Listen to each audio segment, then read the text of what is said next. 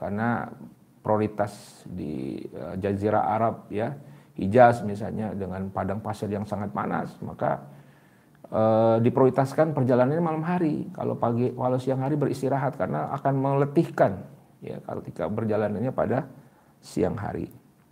Yang keenam, tidak lupa mengucapkan zikir tadi dan doa terus sepanjang jalan. Yang tadi saya sudah sebutkan, di awal kita baca doa, di perjalanan kita juga terus berzikir sampai pada hakikatnya kita nanti sampai di satu tujuan ya, agar kemaslahatan kita ya sampai suatu tujuan tidak menjadi kemudaratan bagi kita ya.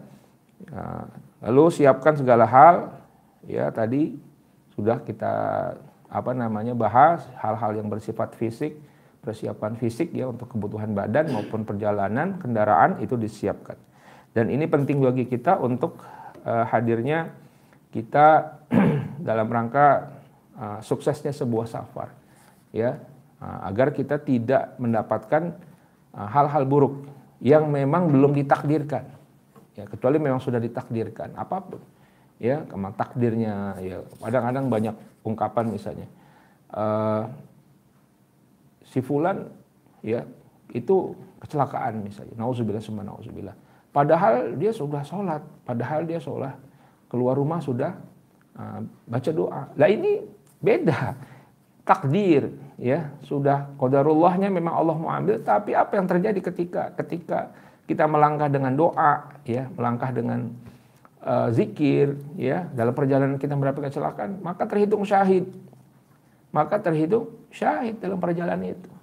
Salah satu bentuk syahid adalah orang yang meninggal dalam perjalanan di jalan Allah. Di jalan Allah mungkin perjalanannya bentuknya untuk ikhtiar dunia, nyari kerja, nyari bisnis, untuk kebutuhan bisnis atau perjalanan bisnis, tapi disertai dengan zikir ilallah, kepada Allah. Disertai dengan baca doa ya ketika awal melangkah dari keluar rumah. Syahid ya, syahid dunia pastinya, bukan syahid dalam artian syahid akhirat yang orang perang di jalan Allah, tapi tingkatan juga luar biasa ini ya. Maka dari itu kembali kepada pesan Ibnu Qudamah dalam Minhajul Qasidin ini, perlu kita hadirkan ya adab-adab atau rambu-rambu syar'i dalam perjalanan ini agar kita menjadi orang yang selamat di dunia wal akhirah.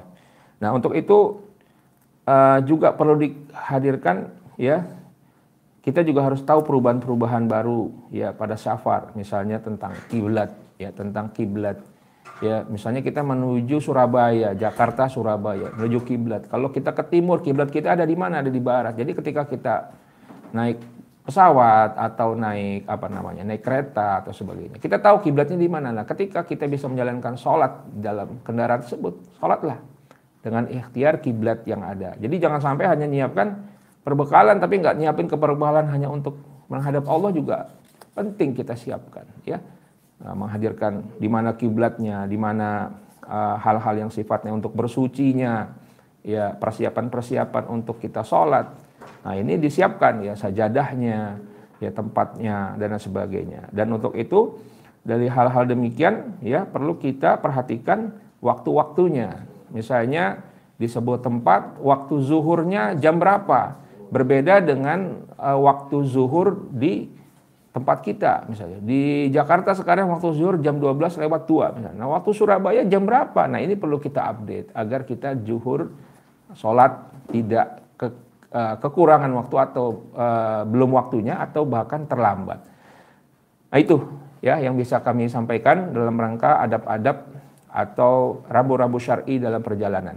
Dan ini penting bagi kita karena ke depan adalah hari-hari kita untuk kita terus bisa menjalankan ya apa yang menjadi petunjuk Allah dan Rasulnya, dan pastinya setiap hal kecil apapun telah diatur. Begitupun untuk proses perjalanan ya, proses bagaimana kita bersafar telah diatur oleh syar'i oleh syariat Islam ini. Untuk itu yang bisa saya sampaikan. Mudah-mudahan ini menjadi pegangan kita untuk ke depan. Pastinya hari-hari safar kita semakin banyak nih menjelang Lebaran, Ramadan, dan mari kita hadirkan Allah dalam setiap apapun, termasuk dalam perjalanan kita di awal wal akhir. Demikian dari saya, lebih kurangnya saya mohon maaf. Semoga ada manfaatnya. Wabillahi taufiq wal hidayah. Wassalamualaikum warahmatullahi wabarakatuh.